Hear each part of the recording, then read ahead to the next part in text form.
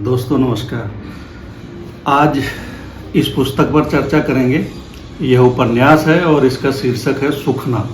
सुखना उपन्यास और इसके लेखक हैं शशिकांत सिंह शशि। ये शशिकांत जी का तीसरा उपन्यास होगा। इससे पहले इनके 2 उपन्यास प्रकाशित हो चुके हैं। प्रजातंत्र के प्रेत व्यंग उपन्यास है 2017 में, और दीमक यह भी व्यंग उपन्यास है 2017 में, और ये तीसरा उपन्यास है सुखना। इसकी भाषा भी व्यंग्यात्मक और लाक्षणिक है, हालांकि ये सामाजिक मुद्दों पर लिखा गया है। इसमें पूरी सामाजिक व्यवस्था, पूरे राजनीतिक और सारी व्यवस्थाएं जो है समाहित है। तो इस पर है। आप जो है पीजीटी के टीचर हैं, भूगोल पढ़ाते हैं जवाहर नवोदय विद्यालय माधोपुरा में। तो टीचर हैं और इन्होंने काफ़ी व्यंग लिखा है। समर्थ को नहीं दोष 2001, बटन दबाओ पार्थ 2003, सागर मंथन चालू है 2016, जोकर जिंदाबाद 2018, गौरतलब व्यंग 2018, व्यंग शतक 2019, मंडी में ईमान 1 2 3 4 5 6 7 8 व्यंग संग्रह आपके प्रकाशित हो चुके हैं। एक व्यंग काव्य भी है, उधो दिन चुनाव के आए 2005 में आपका जो है ये व्यंग काव्य जो भी छप चुका है। तो इस तरह देखने में आता है इनकी प्रोफाइल से कि ये मूलतः जो है व्यंग के लेखक हैं। इनकी ये मैंने पहली किताब पढ़ी है, ये उपन्यास है सुखना। तो ये भी काफ़ी लाक्षणिक और व्यंग भाषा में लिखी गई है। जगह जगह पे जो है अपनी व्यंग्यात्मक शैली के लिए ये उपन्यास जाना जाएगा, और इसकी यही एक खासियत भी है। और पाठक को पढ़ने के लिए भी यह इसीलिए काफ़ी रोचक भी बनाता है, प्रेरित भी करता है और उसको बांधे भी रखता है जगह जगह पर।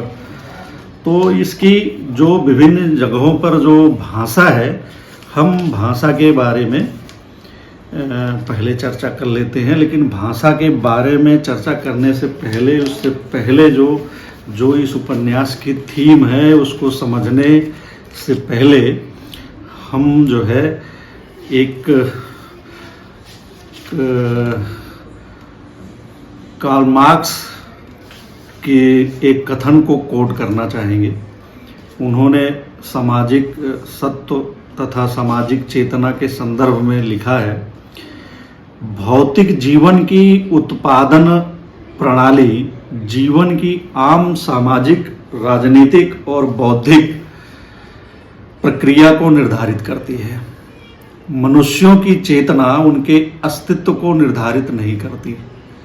मनुष्यों की चेतना उनके अस्तित्व को निर्धारित नहीं करती। मनुष्यों की चेतना बल्कि उल्टे उनका जो सामाजिक अस्तित्व है उनकी चेतना को निर्धारित करता है।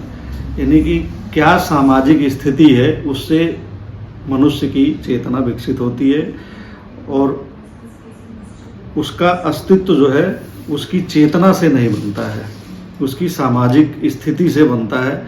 और सामाजिक स्थिति बनती है भौतिक जीवन की उत्पादन प्रणाली से।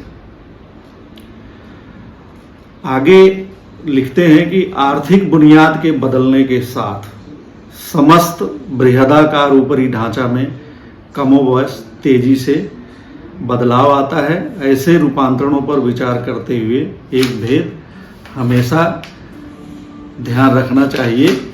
आगे मतलब विस्तार से वो लिखते हैं, लेकिन एक चीज कहते हैं कि आर्थिक बुनियाद के बदलने के साथ समस्त बृहदाकार ऊपरी ढांचा भी कमोवेश तेजी से बदल जाता है। तो कुल मिला के कहने का मतलब ये है कि जो सामाजिक स्थिति है, जो इंसान मानव का जो चेतना होती है उसकी सामाजिक स्थिति पर निहित होता है। तो ये सुखना उपन्यास मूलतः सामाजिक उपन्यास है। इसमें समाज एक परसा गांव के बहाने और उसमें कुछ चरित्रों के माध्यम से जो है ये उपन्यास की रचना की गई है। और सुखना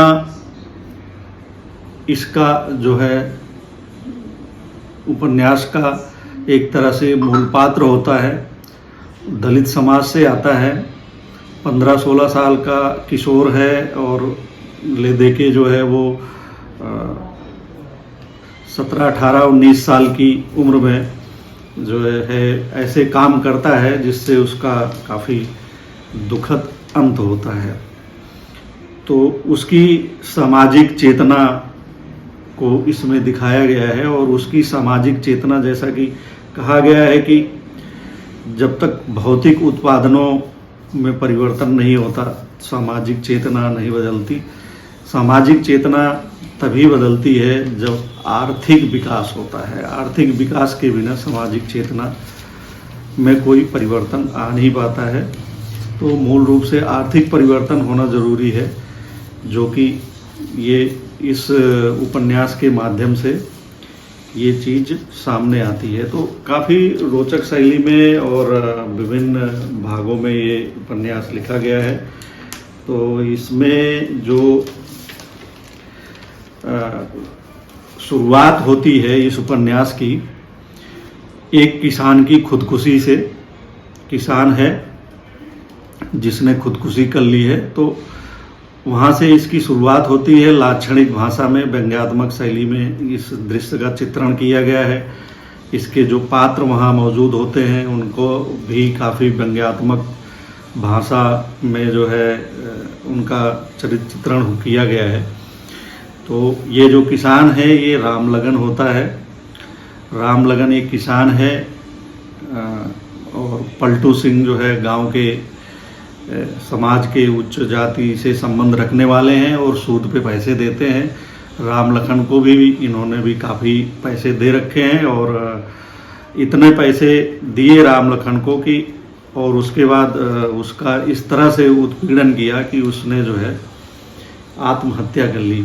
तो इस आत्महत्या से इस उपन्यास की शुरुआत होती है। इसके बाद जाहिर सी बात है कि उसने आत्महत्या क्यों की, तो रामलगन का पूरा आर्थिक और सामाजिक पहलू का पूरा चित्रण करते हुए, फिर पलटू सिंह का पूरा परिचय देते हुए और उनकी हरकतों, फिर घटनाओं को आगे चलते हुए, फिर इसमें पुलिस आती है, दरोगा आते हैं, जांच होती है। जांच किस तरह होती है, पुलिस की क्या कार्य प्रणाली होती है, पुलिस के पलटू सिंह से क्या संबंध होते हैं, और इस खुदकुशी के पीछे पलटू सिंह का कितना हाथ है, किस तरह से है, पलटू सिंह केस को कैसे बदल देते हैं अपने प्रभाव से, कैसे सारी ये गतिविधियां घूमती हैं। और पुलिस पलटू सिंह के अंडर में है, अंडर में नहीं, मतलब पलटू सिंह जो है पुलिस को पूरी जांच पलटू सिंह के यहाँ से चलती है और वो पूरी जांच को प्रभावित करते हैं। और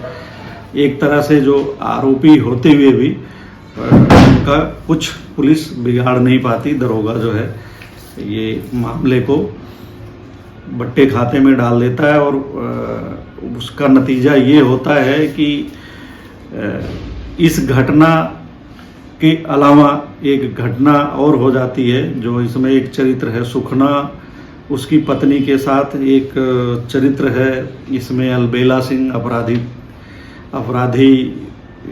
उसका चरित्र दिखाया गया है, दबंग गुंडा टाइप का।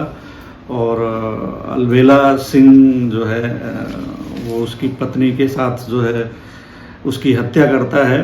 और फिर जो है पुलिस जांच होती है, पलटू सिंह प्रभावित करने की कोशिश करते हैं लेकिन उतना हो नहीं पाता और अलबेला सिंह को जो है जेल हो जाती है। और फिर जेल से छूटने के बाद आता है तो जो है वो उसकी अपनी आपराधिक गतिविधियां चलती रहती हैं। लेकिन इन्हीं दो घटनाओं से जो है ये सुखना का चरित्र जो है बनता है और आगे चल के जो है वो भी इसमें एक अहम भूमिका को निभाता है। तो कुल मिला के उपन्यास की कहानी ये है कि किसान की आत्महत्या से शुरू होता है, पुलिस आती है, जांच करती है, उसमें करेक्टर हैं पलटू सिंह हैं, अलबेला सिंह हैं, जोगना भगत हैं जो गांव के मुखिया होते हैं, चुनाव जीतते हैं। और हारते नहीं हैं। उनके खिलाफ रामजी राय हैं जो चुनाव लड़ते हैं, पहलवान चरित्र है इनका जो है, लेकिन ये भी नहीं जीत पाते हैं। और पलटू सिंह भी चुनाव लड़ते हैं पंचायत का, वो भी नहीं जीत पाते हैं। जोगना भगत जीतते हैं। तो इस चुनाव कैसे होता है, कैसे उसमें क्या भागीदारी करते हैं, क्या जोड़ तोड़ होता है, किस तरह की भाषणबाजी होती है, किस तरह की जो है उसमें हेरा फेरी और तमाम तरह की चीज़ें होती हैं, वो सारा चीज़ इस उपन्यास में आपको देखने को मिल जाएगा। अलबेला सिंह के माध्यम से दिख जाएगा कि कैसे अपराध और उसको दबाया और वो किया जाता है। इसमें एक बैठन झा हैं जो पलटू सिंह के चमचा हैं। तो ये सिंह जात के बाद झा मतलब उच्च जाति के एक वो होते हैं, पलटू सिंह की चमचाई करके उनका नाश्ता पानी भोजन करते रहते हैं और उनको बहकाते रहते हैं। तो समय समय पर चीज़ों को उनको कहिए कि उनके गलत कामों में उनको भड़काने में इनकी काफ़ी भूमिका रहती है। बड़ा अजीबोगरीब सा ये इसमें चरित्र है। राजा भैया हैं जो कि काफ़ी पढ़े लिखे हैं लेकिन जो है असफल है। इनकी असफलता के बारे में जो है एक बात कहा गया है कि असफलता इनके पूरे चरण ही नहीं बल्कि पूरे बदन को चूम करके चली गई है। एक वाक्य जो है लेखक ने लिखा है इस चरित्र के बारे में। तो ये स्कूल खोलते हैं, वो चलता नहीं है, 1-2 साल चलता है, लेकिन इन्हीं के स्कूल में जो है सुख ना पढ़ के जो है वो हो जाता है। और इनकी संगत में रह के वो एक तरीके से जो है ऐसी चेतना उसमें विकसित होती है जो कि वो विद्रोह करता है।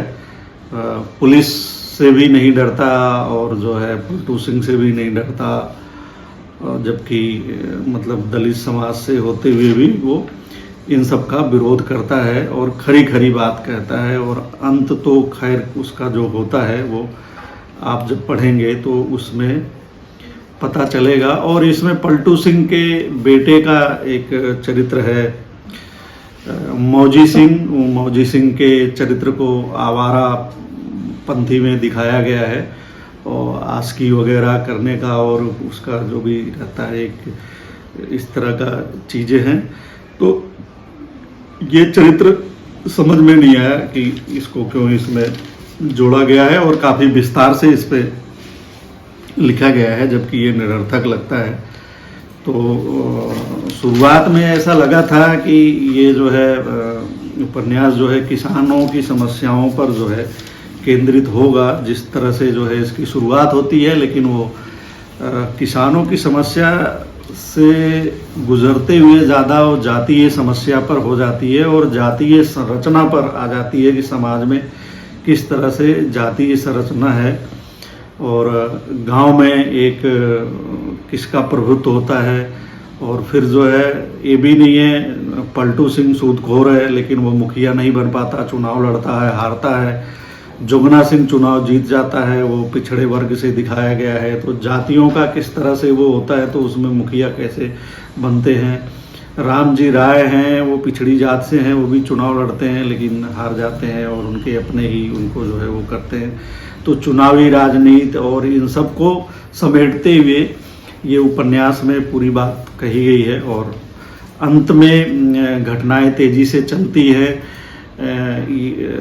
चूँकि किसान जो रामलगन है इसकी खुदकुशी का पुलिस कोई अपराधी ढूंढ नहीं पाती है, आरोपी, और सब जानते हैं उसके समाज के लोग जो है कि पलटू सिंह ही की वजह से उनने खुदकुशी की है, लेकिन पलटू सिंह पकड़े नहीं जाते हैं। तो एक ये आक्रोश होता है। उसके बाद अलबेला सिंह जो है सुखना बहू की हत्या करता है तो उसका भी आक्रोश होता है। तो बाद में और पुलिस जो है सुखना के तेवर को देखते हुए उसके पीछे पड़ जाती है, हर घटना में उसे पकड़ती है। तो वो गांव से भागता है। और एक बार वो जो चमर टोली बोलते हैं उन लोगों ने जो है अलबेला सिंह के घर पे पत्थरबाजी कर दी, तो उस मामले में भी उसको पकड़ा गया, पूछताछ के लिए बुलाया गया, लेकिन किसी तरह से बचा जो है रिश्वत वगैरह देके। फिर उसके बाद अलबेला सिंह की काफ़ी कुटाई कर दी गई है और इस तरह से है। और पलटू सिंह की भी इसमें कुटाई दिखाई गई है। बाद में वो सुखना जो है वो विद्रोह कर देता है, तो एक ऐसे आज़ाद टाइप संगठन का जो है इसमें उल्लेख होता है, जो जिसका कोई उससे बहुत ज़्यादा मतलब नहीं होता। वो सुखना के जो तेवर हैं विद्रोही उसका इस्तेमाल करता है और उसे अपराधी बना देता है।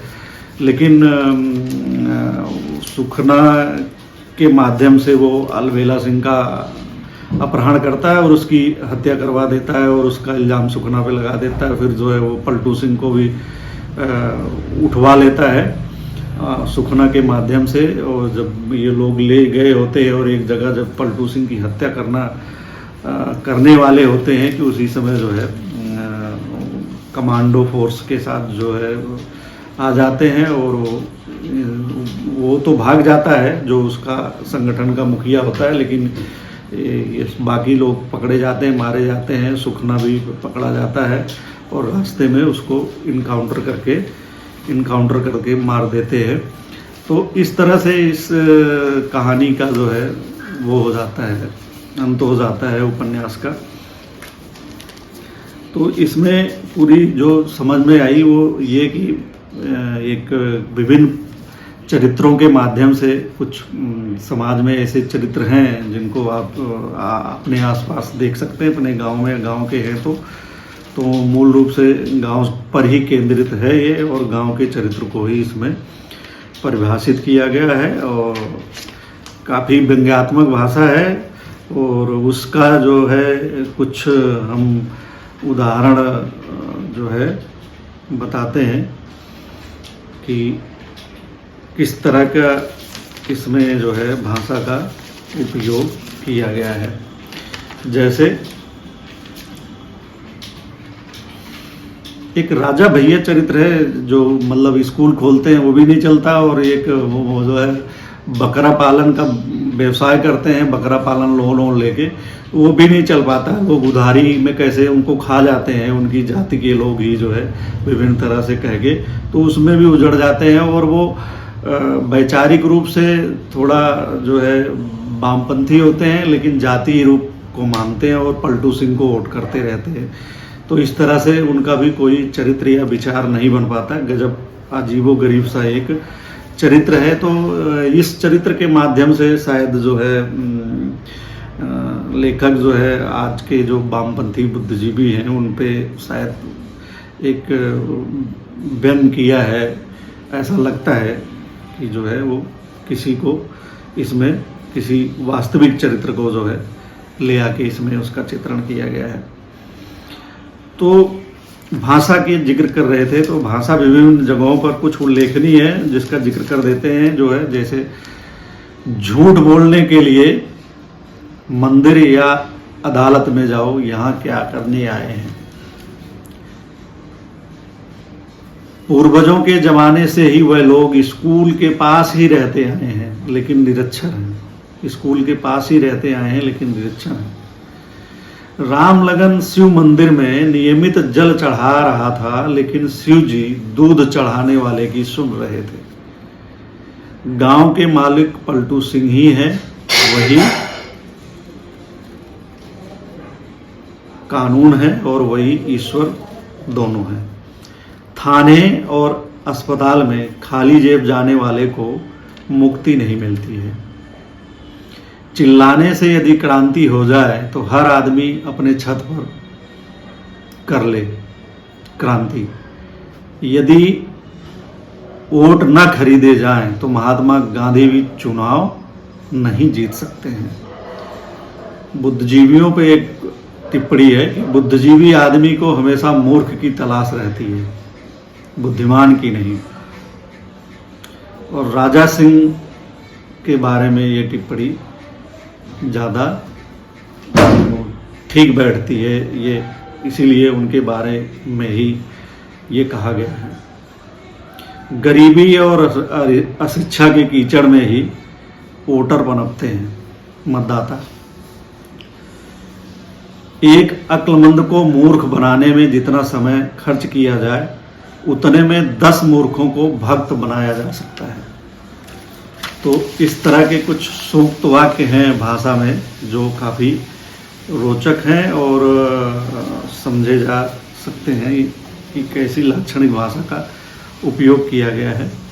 और एक पैराग्राफ और उल्लेख कर देते हैं जिससे आप भाषा शैली का अंदाज़ा लगा सकते हैं। होमगार्ड के जवानों को देखकर दावे के साथ यह कहा जा सकता था कि जिन दिनों देश में भीषण अकाल पड़ा था उसी दिनों इनका जन्म हुआ था। ढलती उम्र और उफनते पेट के कारण उनकी पैंट कमर से बार बार बगावत कर रही थी, जिसे संभालना उनको चुनाव संभालने से अधिक मुश्किल काम लग रहा था। और पूरी निष्ठा से वह पेट को संभाल रहे थे क्योंकि चुनाव देश का था लेकिन पेट तो निजी था। शेष काम के लिए बजरंगबली को कह रखा था क्योंकि बजरंगबली के अलावा उनके पास दूसरा कोई सहायक भी नहीं था। एक लाठी के बल पर उनको चुनाव कराने थे जिसमें समय पड़ने पर बंदूकों का मुकाबला भी शामिल था। होने के लिए तो पुलिस वाले भी सीन में मौजूद थे, लेकिन उन्होंने कभी अभी तक यह तय नहीं किया था कि वे चुनाव कराने आए हैं या पिकनिक मनाने आए हैं। माहौल और मौसम को देखकर वे पिकनिक ही समझ रहे थे, लेकिन अकेले थे इसलिए कभी कभी चुनाव की फील सी आ रही थी।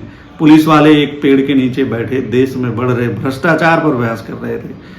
नोटबंदी, जीएसटी, पतंजलि, सलमान खान, मंगला डाकू, इसी तरह के दूसरे ज्वलंत मुद्दों पर उनकी बहसें हो रही थी।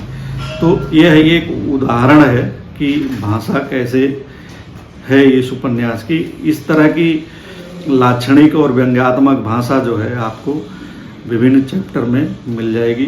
तो कुल मिला के काफ़ी पठनीय उपन्यास है ये।